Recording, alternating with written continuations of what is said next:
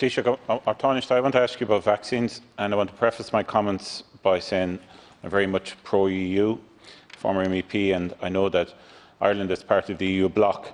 It was very important for us for purchasing power for vaccines. However, yesterday I was on RT's Drive Time programme with Cormac O'Hara, along with EU Health spokesperson Stefan de Kersmacher. And to say his commentary and his answers to questions was underwhelming would be an understatement. I asked a fairly direct question which was relayed to him, which was the following: how could AstraZeneca honour their contractual obligations to the UK and continue to do so, but let down the EU? And you have said this yourself. How is this allowed to happen? And the response from Stefan was the following, was that the EU Commission were, in inverted commas, talking very strongly to them, unquote. Now, I'm sorry, if talking very strongly to them is the extent of what the EU are prepared to do, well then, I'm sorry, but our colleagues in the European Commission need a different dose. They need a dose of reality, because that's not good enough. They obviously don't know the level of frustration we have here in this country, and indeed in other countries. And they obviously feel that this approach will get us there, but it won't. And the EU Commissioner, President of the EU Commission, texting the Taoiseach yesterday with good news of 46,500 new vaccines doesn't cut it, because the text back to her should have been, what about the 653,500 vaccines net that we are still down? And on top of this, we know that the EU are exporting, or have exported, 34 million doses of vaccines to other countries, 9 million to the UK, for instance, while the UK and the US, in essence,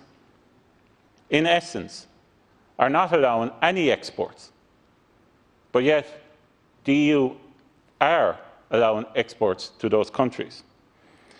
So I'm asking you on behalf of our country to say that how the EU is dealing with vaccines needs to be recalibrated. It needs to be more ambitious, and certainly it needs to be more clinical. We need a summit on vaccines. I think our government should demand it. I personally wouldn't mind if part of that was face-to-face to get into detail of this, because we need to do three things. As a result of this, we need to ensure that we protect supply, current supply in the EU, as much as possible, and I'm not into vaccine nationalism. Make sure the contracts are honoured, most importantly, and finally, we put together plans to increase manufacturing across the EU for our citizens.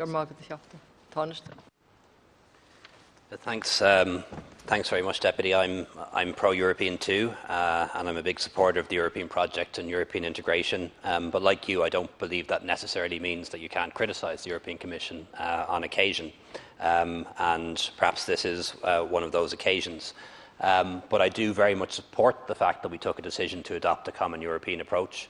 I was Taoiseach during the first wave of this pandemic. I remember what it was like when every individual country was competing with each other, struggling to get PPE to protect staff, get reagents, get ventilators, get swabbing kits, getting testing kits. And I know that in that scenario, it's more likely that the big countries with the big buying power will do better. And had Ireland gone on its own on this occasion, we may have found ourselves at the back of the queue. And I think we were right, therefore, to be part of a European approach. That does not mean that we haven't all along been exploring other avenues, and we have. And Taoiseach has got into some detail on that already. But it is evident that we have a problem here.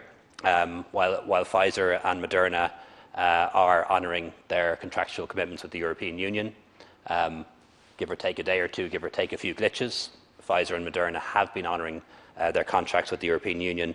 AstraZeneca has not, and that is an enormous problem that we're now facing at the moment. And I'm seeking explanations too, because I can understand how AstraZeneca might run into problems with supply or manufacturing or quality control, but I do not understand how this big successful company can honour its contracts to the United States and honour its contracts to the United Kingdom, but for some reason not honour its contractual commitments to the European Union. And so far the answers that they've given are not satisfactory. The government doesn't find them satisfactory, and the European Union doesn't find them satisfactory either. In terms of action that can be taken, there is provision for export bans. That's a European law.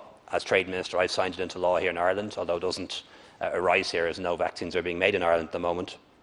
But the European Union and European Member States do have the power to ban the export of AstraZeneca vaccines, and Italy has been the first to do exactly that. And we are, of course, ramping up manufacturing supply to the extent that we can. But bear in mind, there isn't a huge amount of spare manufacturing capacity in Europe. Plants that manufacture medicines and vaccines are already manufacturing medicines and vaccines, and you can't stop manufacturing life-saving medicines that we need now. That needs to continue. But all of those things are being explored, and even from my own department, there's €100 million available in state aid for companies that want to scale up and manufacture COVID-related products, whether it's PPE or testing kits or vaccines, as the case may be. Deputy Kelly. Thank you for your frankness, Tánaiste. But I want to know what we're going to do here. Everyone knows AstraZeneca is letting down the EU. I was shocked by the response I got yesterday. It's simply not good enough. So what are we going to do? We're a small country, but we have big capacity. This needs to be dealt with at a European level. It cannot be a situation where this company is actually honouring its contracts to Britain and the US.